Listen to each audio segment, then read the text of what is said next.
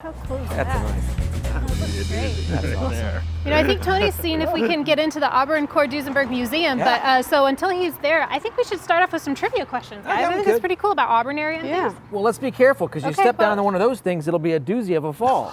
Speaking of that phrase, the word doozy, that phrase comes from Duesenberg. When they built these incredible cars, you say, wow, look. And from that, we get the word doozy. It's a doozy, like, wow, look. And those were the Duesenberg brothers. They were Right. two brothers. They were originally from Minnesota.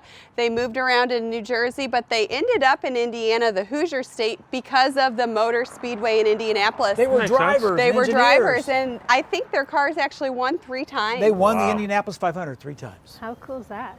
One of my favorite car terms is the pickup truck, because it used to be you'd order the truck, it'd come in on the railroad, you'd go pick up the truck, take it home and assemble it. So that's how I got the word pickup truck. All right. That's interesting. What about trunk?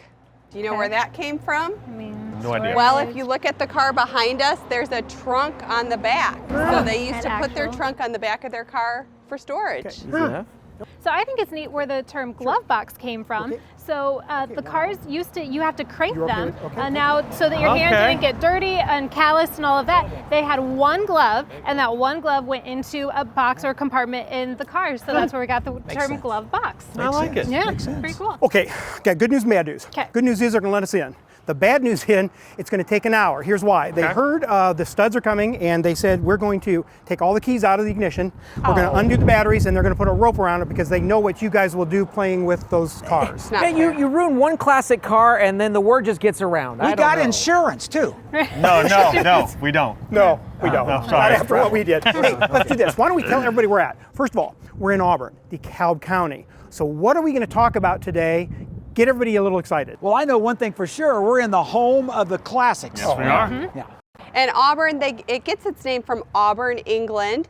The population is roughly 14,000 people here in DeKalb. It's the county seat. And of course, we love this area. We do a lot of building here. So this is important to us. This is the big part of Auburn. And that's why we want to talk about this today. There's a lot of interesting things around here with different names, different things going on with the street names and the building names. And maybe we can go into a little bit of history of Auburn and how it all came around. I'll tell you what, we are very, very blessed. I think this is going to be one of the most fun shows I've ever been a part of because we get to go and see all these classic cars. We get to see how they were made. The early 1900 and 1937 has such a rich history in Auburn. So I'm excited, but we do have a problem. We got 1 hour. What do you guys want to do before That's the hour? not a problem. We're also all fans of great architecture. Let's go down to the county seat. Let's go down to the courthouse. The courthouse. Oh, That's like a second home for him. wait, I get it. That's pretty good. All Well. right, let's do that, and then we'll come back here and get the show started. Let's take this. Oh, this You is weren't supposed to know amazing. about that. Let me drive one. Not even. Welcome to Between the Studs. We are Granite Ridge Builders, custom builders serving northern Indiana, northwest Ohio, and also parts of southern Michigan. We have been building custom homes for almost 2 decades, and we're really passionate about what we do. So join us today as we explore the processes, the trends, and also tips that characterize today's new home. Thanks for watching. This place is just amazing. Oh. I mean, Okay, I'm impressed. Tony, thank you so much for letting us come down here and shoot part of this. We're doing an entire show on DeKalb County, and this is one of my favorite courthouses there is. We're right now on the corner of Main and 9th Street. What we've been doing is, I'm a huge fan of the courthouses. There's 92 of them in Indiana, one for every county seat. This is like the 37th one that I've been to I've over been all to the time. 40, just so you know. Yeah. He says 40. He means 28. But anyhow, the interesting fact about this courthouse, though, is this is the 3rd courthouse to be built on this piece of land. Wow. Didn't know that. Didn't know that. And it's over 100 years old. It was actually built in 1914 and opened around June of that year. And it's a beautiful building. Some have called it Greek classical or Greek Renaissance. The word Ionic also is used. And that's because the columns, if you look at them, they have volutes that look like eyes. And that's where we get the word Ionic. So it's very beautiful. And it's made out of a stone. Yeah, and that stone, just like so many other of Indiana's architectural marvels, came from Bedford, Indiana limestone. So they'd load it on the train, bring it on up here, and they'd build something beautiful like this. You know, I really love some of the detailed features of this courthouse here. So the top roof line is surrounded by the balustrade, the limestone balustrade, and then the windows have that window header, window casing that's arched, which is really cool, the arch feature there. There's so many corbels that also identify that roof line, but I think the pediment is really beautiful, and it incorporates that clock, which really stands out. Yeah, up at the peak, I've got a really good fun fact on that. That pediment is like this. It's got the arch in it. It's got what they call a master clock. That was built in, think about this, 1912, built by the Hall Automatic Clock Company. And the interesting fact, that still works, and not only that, it controls all the clocks in the courthouse, meaning every single one. The one in the courthouse itself, in the lobbies. I think it's fascinating that that still runs. Oh, yeah. I can't even get my watch to Tony run says it one. works in the courtroom too. That's pretty good. Well, the inside is also beautiful. On the main level is a statue of a soldier, and there's a plaque with the name of each soldier killed in action from Dekalb County. There's also 2 beautiful painted murals, and one represents progress and one represents industry. And if you get a chance to go in, you have to see the Vermont marble. Everything around there, the columns, it's Vermont marble. So I encourage everybody to come up here and take a look at this like we had a chance to today. But you've missed the one big important thing, and that is that dome. The Florentine glass dome that's in there. It brings in all this natural sunlight during the day, and then at night there are 60 electric lights in there that light that dome up at night, and it is just a sight to see. Okay, I think we've done a great job. I think you set a tour up for us. All right, let's And go so check we've it got a out. half an hour before we open. All I right. know you know a lot about that, Tony. So I've been in a courthouse or two. I don't, not always for being arrested.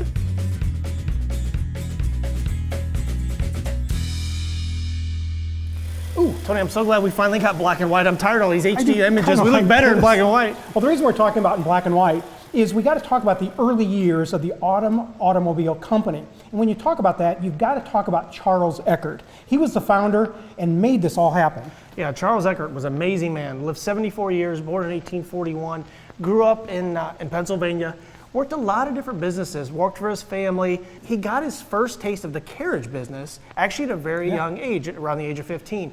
Most of these businesses kind of fizzled out. He looked for something to do. He ended up joining the military. He was in the military as a sergeant, fought a couple of different battles.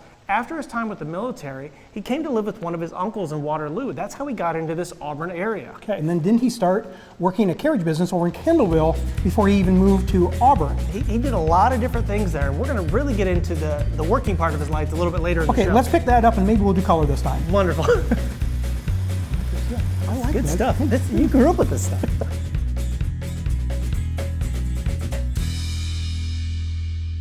So Tony, after Eckert had been in and out of a couple of different businesses and finally relocated here to the Auburn area, he started Eckert Carriage Company based on all of the different background that he had. That's when things really took off for Charles Eckert. He ended up employing over 125 employees, paying $8,000 a month in payroll. Wow. And get this, they made over 5,000 carriages a year as Eckert. Okay, that was a big Carriage part Company. of Auburn business then. Huge. Had 2 sons, Frank and Morris. They actually were the ones that started the Auburn Automobile Company after they kind of took over for their father. As Charles got later in life, he got very, very philanthropic, and he loved to donate back into the area. He actually is one of the few guys that I think beat Andrew Carnegie. He did. For some property back then. Yeah, during that time, Andrew Carnegie would give anybody $12,500 to build a library. In fact, Angola, Auburn got that potential. Garrett, Waterloo, they all had that. However, Charles Eckert said, I don't want it. He said, what I will do for this town, I will go ahead and spend whatever kind of money you need. I want something that is a craftsman, unbelievable bungalow-styled library. And so what happened, let me tell you the rest of the story. So Andrew Carnegie, he was part of a country club in Johnstown, Pennsylvania. And what happened back then is this country club was on top of a dam.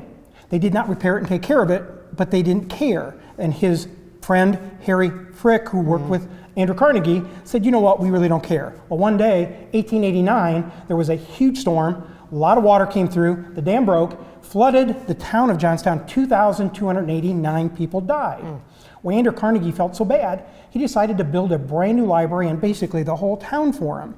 So that's when he started giving away all this money for libraries. Now, when he was bought out by J.P. Morgan, he was sold out for $420 million.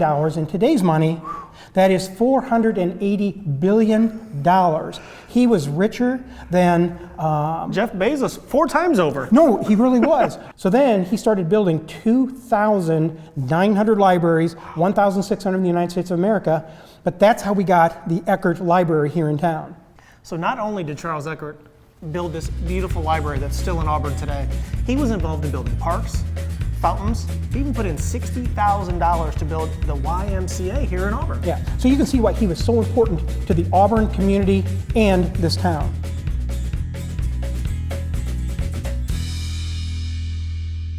So Luke, this is an interesting day and this is an interesting place. We're actually at the Auburn Cord Duesenberg Museum in Auburn, Indiana, and what a rich history we've got to talk about. Right, and you mentioned this is in Auburn, Indiana, so I think some people get a little confused with the name of the museum because there are 3 distinct cars here: the Auburn cars, the Cord cars, and the Duesenberg cars. Okay, let's talk a little bit about the history. Can you go back and explain how it all works? Right, so let's pick it up where they had left off in the previous segment. So they had just sold the Auburn car company. They sold it to an investor out of Chicago who then approached a hotshot salesman, if you will, E.L. Cord. His first name was Everett. As in Auburn Cord, okay. Yes, exactly. Okay. And the company was really struggling until he came on board. And he actually brought it back to life. And at one point it was the 13th largest car manufacturer in the United States. And I understand someplace along that line, they actually were doing appliances and cabinets and sinks? Yeah, so during the Great Depression, not a lot of people were buying cars, so they kind of got into what we do, which is, part of home building, but yeah, the sinks and the cabinets. But E.L. Cord, he's an interesting fellow, kind of like Chevrolet. His background was racing cars. Okay. And so we got the Cord name. Now, how do we get into the Duesenberg name? Well, E.L. Cord with his racing cars, he went to Duesenberg because they were known to have really fast cars, and he tried to work out a partnership, and they were able to make that work. So in the late 1920s, they were able to work out a partnership where the Cord and Duesenberg name became kind of one and the same there for a minute, but Duesenberg was known to have the fastest cars at the time. And you mentioned the late 1920s. That's when the Depression took place in 29. So Did that affect things here? Absolutely. I mean, the Duesenbergs were known to be a luxury car, and with the Great Depression, not a lot of luxury items were being purchased. So it really took a struggle for the companies, the Cord and Duesenbergs at the time. I saw a price range around $14,000, $15,000. I think I'm ready to drive one of these out of here today. Yeah. Is that possible? Yeah. Hey, I got a question for you. Yes. So what does this museum here in Auburn, Indiana have in common with New York? I have the foggiest. So this museum, and you can kind of see it in the background here, but as you walk around, it's got a very distinct architectural style. Ah, yes, Art Deco. Art Deco, yes, yeah. Yes. So there's another famous building in New York called the Chrysler Building, and that is also Art Deco. So you got the car tie and the architectural style tie. That's cool. Yeah. Applies right with what we're doing today.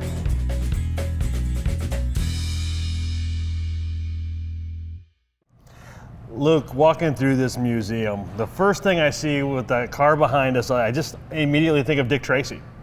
I mean, it's a Dick Tracy mobile. Right, so we got the 1931 Cord L29 Speedster behind us, and it's probably one of my favorites in this entire museum. Oh, it is. So let's talk about that Cord name. Okay. When we're talking about that Cord name, we're talking about E.L. Cord. He was one of the first designers of these cars. He was in business with the Auburns, and then he broke off on his own a little bit later on. Right, so prior to that, he was a race car driver, he was a mechanic, he was a good car salesman, and that's when it was actually a group out of Chicago that was managing the Auburn company at that point, offered him to manage it. And then about 4 years after that, that's when he really took over, but he owned a lot of other companies too. He owned over 150 different corporations, almost all of them in the transportation field, including what is now known as American Airlines. He owned that. Right. And then he also owned the Checker Cab Company. Right. That got him into a little bit of trouble. Yep, it did. We're going to get into that in just a second. But yeah, he ended up, so he was managing and then owned the Auburn Company, and then he started the Cord, and then he was able to actually acquire the Duesenberg. And this guy, I mean, he just was really good at this car, manufacturing plus selling, and just knew what he was doing. And he got it basically from a company that was dying to the 13th largest automobile manufacturer in the United States. And back then, you have to understand that the 13th largest was huge. Yeah. It's not like today where you have the big 3 auto manufacturers. There were literally hundreds and hundreds of car manufacturers all over the country. So to be 13th, it's a pretty big deal. And then when you think about it, he owned Auburn Cord Duesenberg, and we're all here in the Auburn Cord Duesenberg Museum today. Right, and there's a statue of him right outside this building here. So you talked about the checker cab and what kind of went down with that. He got in a little bit of trouble with what he was doing with those stocks, and at one point he actually moved out of the United States and went to England because he was getting some kidnapping threats. And he moved away for about a year, came back, and then he moved out west, started some new corporations. He made millions of dollars in real estate, but he also got into the television and radio business. One of his big radio stations was KFAC, and the AC stood for Auburn and Cord. Yeah, but there's really no denying that, without Cord being hired by Auburn, really these cars would not probably have been as successful and as well known as they are. So Cord is a big name when it comes to this company. And you can just walk around this museum and you can see how big of a name he was and how beautiful of a design of cars they did.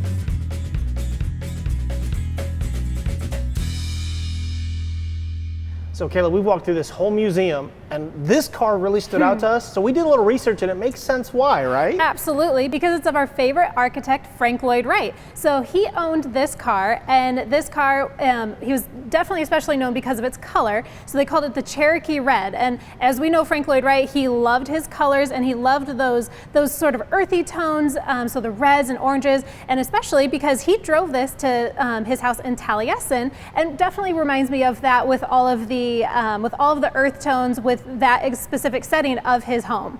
And Kayla, this museum out here started in 1974. It actually originated as one of the administration buildings for the original Auburn Automobile Company. They've got 4 different types of museums. They have everything from vintage cars, race cars, even pedal cars and toy cars. If you guys have not taken the time to come see this historic landmark, you've got to make a trip out to the Auburn Cord Duesenberg Museum.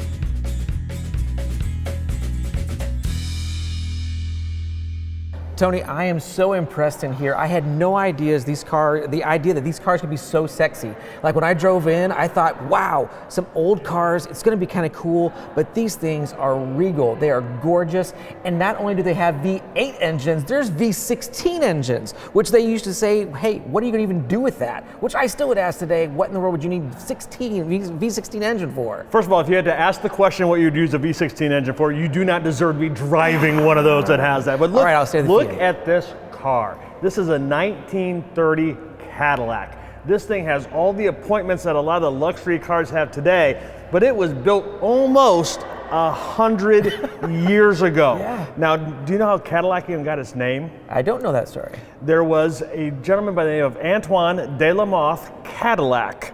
Okay. And he is one of the 4 families that started Cadillac, Michigan. Now, the interesting thing is Antoine de la Mothe, Cadillac was not part of his last name. Okay. He added it when he got to the Americas because he thought it made him sound more regal, nice, or a little more royalty-ish. And so then when they were building the Cadillac cars, they wanted to keep that name. They wanted to keep that sound. They wanted to keep the royalty and the regalness going on. And Izzy, did you see the hood ornament on this? That beautiful silver woman coming out right there? I got it. It's that Progressive commercial. I've got the brains, you got the looks. Let's make lots of money. Hey, Izzy, do you think they hid the keys underneath the wheel wells that we just grab and take it for a test drive? That's what everyone does. I guarantee they Okay, let's try to find it.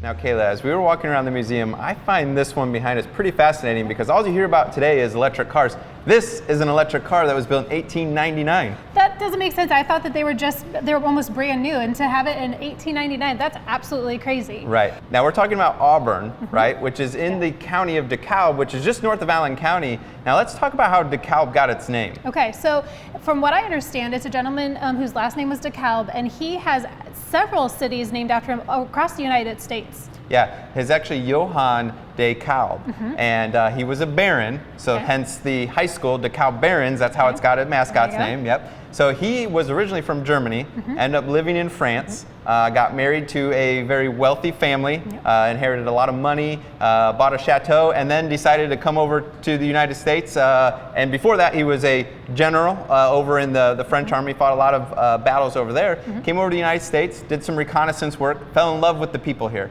and people highly respected him. So he came over and was fighting our battles. He fought in the Revolutionary War with George Washington. It's amazing that he decided to fight our wars. The battle that he's known for is the battle that he got defeated in, and that's in 1780, the Battle at Camden. And if I'm understanding correctly, when he sustained his injuries, he actually thanked the British officer for giving him the death that he was hoping for, and he was fighting for human rights. And so that's how Dekalb is known today. And I can't imagine somebody like that fighting for our freedom. It's really quite incredible, and we get to have a little part of that history right in our own area.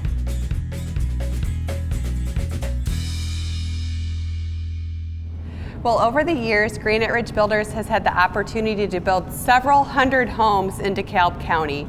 Today, we're focusing a little more on Auburn, but Dekalb County is a big county. There's about 43,000 people, and there's some different towns and cities. We have Ashley, Altoona, Waterloo, of course, Auburn, and a few others. You got Butler, Corona, Garrett, St. Joe, and Hamilton. So it's comprised of 9 different cities and towns, Auburn being the largest, and this is the county seat. Auburn, you'll probably recognize their logo. They have a pretty famous logo that they introduced in the 1980s, but it's actually an old logo. It was used by the Auburn Automobile Company. And most people nationally know Auburn because of its auctions. I mean, nationally, even internationally, people come here every year to be a part of this great event where people come to see and put offers on amazing cars up for auction. And Auburn is known as the home of the classics. So Elizabeth, you know we love to talk about history and origins with Between the Studs, and so we're going to talk a little bit about some of the cities here in DeKalb, but there's a little bit of differentiation between a village, a town, and a city. Why don't you give us a little update on that? Yeah, that's really confusing, and we really don't hear the word village a lot, but there are a lot of villages. So a village is 1,000 people and below. So think about how many villages we do have. A town would be under 2,500, so you'd have that 1,000 to 2,500, and then over that is a city. So when we look into a little bit of the origins of some of these cities, we've got a couple of interesting facts about them. Many of them first started just because as the railroad expanded, they would get to these cities and then name them as they were going through. Butler was actually named after a pioneer named David Butler. And then Corona, which was established in 1858, was most likely named after Corona, Michigan. As we've spoken about the railroad before, Garrett was named after John Garrett, who was the president of the Baltimore and Ohio Railroad. And Hamilton, Indiana was considered the playground of Northeast Indiana that was originally named Enterprise. So the city of Auburn was founded on Cedar Creek, which is a tributary of St. Joe River. And we're going to talk about that a little more.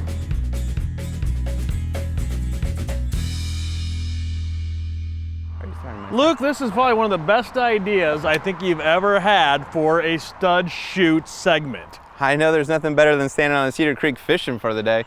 I mean, Cedar Creek, we have over 1,400, oops, I think I got you caught there. You need to watch where you're casting Got that. over 1,400 acres of protected land and preserve.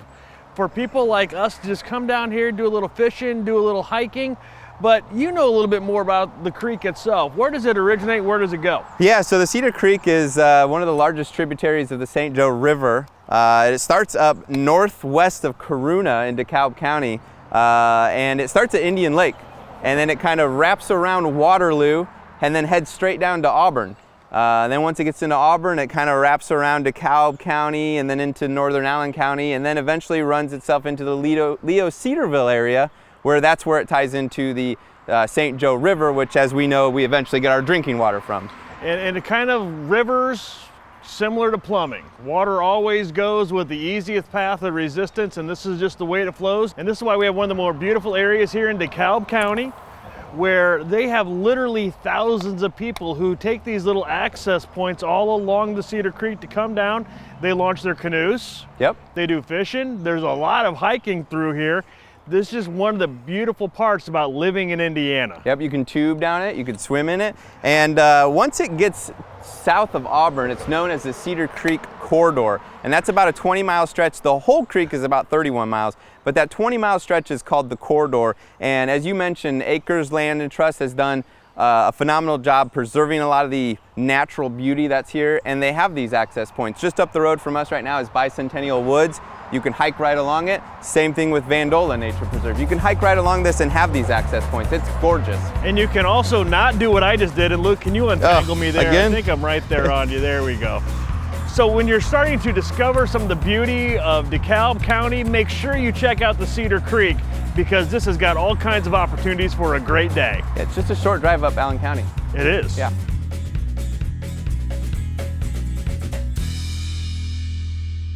Elizabeth, I have to say that the Cedar Creek River provides some wonderful backdrops, and I absolutely love property with trees and water, and that's why building in DeKalb County is so great for Granite Ridge, because there's some great property, and we love building on any lot that we can have any of those amazing views. And over the years, we've built hundreds of homes in DeKalb County, and we're still building a lot of homes there today. One of our newest subdivisions in DeKalb County is actually in Garrett, so very close to Fort Wayne. We're about 10 or 15 minutes from our Granite Ridge Builders office. We have Heritage Estates, and that's been open about a year and a half. We have a gorgeous model home. This is our Canyon Brook. It's open most Sundays, 1 to 4. You can always check our website, but it's an adorable home. We do have a finished spec home there, so if you're looking for something complete, we have a move-in ready home for $3,049. It's a 4-bedroom, 3-car garage. There's also a new section coming. This has gone so well that there's a new section, and there's a lot more opportunities to build in Garrett. Now that's Garrett, but we still have other subdivisions that are out there that we love to build in DeKalb County. So we build in Timber Trace, which is in Auburn. There are still a few available homes in that subdivision. We are currently building in Bridgewater. So if you have a lot that you want to pick out in Bridgewater and come to us, we love building there. And we've built in several other subdivisions over the years, like Diamond Lake Estates, Heron Preserves, Bear Creek. I mean, so many. They're great areas in Auburn, DeKalb County, and the surrounding area. Like we said, we build a lot of homes in DeKalb County, and we would love to build your custom home for you, or give us a call, because we do have spec homes available in DeKalb.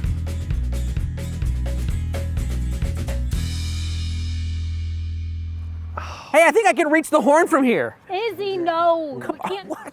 Just don't touch. Look at this grill. I mean, the grills on these cars in the 20s and the 30s were just amazing. Yeah, but I think if I put my steak on that grill, it would slide off. No, you didn't. And look at the trunk. That was all their storage. That was basically their suitcase. What was that? I don't know about you guys, this really was an astounding show. We had so much fun doing this. It is such a classic place. I think it was one of the most fun shows I've ever been a part of. And I really enjoyed being part of everything here at the Auburn Cord Duesenberg Museum and seeing everything, but my favorite part is still downtown at the courthouse. That architecture is amazing. I can understand that. Yeah, we Well, you know. And the cars in there really were so impressive, so large, so beautiful. They are real doozies. And I mean real Oh, doozies. They're real doozies. no. You know what? We want to thank Auburn Cord Museum for letting us come in, kind of wreck their place, but it was really nice of them. We encourage you guys to come out and see it. It is probably one of the most unique museums in the country. Kelly, would you go ahead and close for us? Absolutely. Thank you so much for joining us today. If you'd like to learn a little bit more about who we are, what we do, and why we do what we do so well, please pick up the phone and give us a call, visit our website, or come see us at Granite Ridge Builders. We'd love to talk to you about where you want to build your next home. I want to go back inside, but I'm not taking Izzy with me. No, I don't think they're going to If let me back. anyone would ever let me drive one of these cars, I'm telling you, I think I'd be good at I it. think we can break in. I think the key is in there still. You want to try it? They've got stuff. Okay, let's go. You know, I really like the glove box, Great. so I think it's cool that that term One. came Got from. one out. I didn't know he was supposed to be talking on the phone. I know, it threw me off That just too. happened. Threw her off. Let's try again. I'm sorry. It's all right. That was my bad.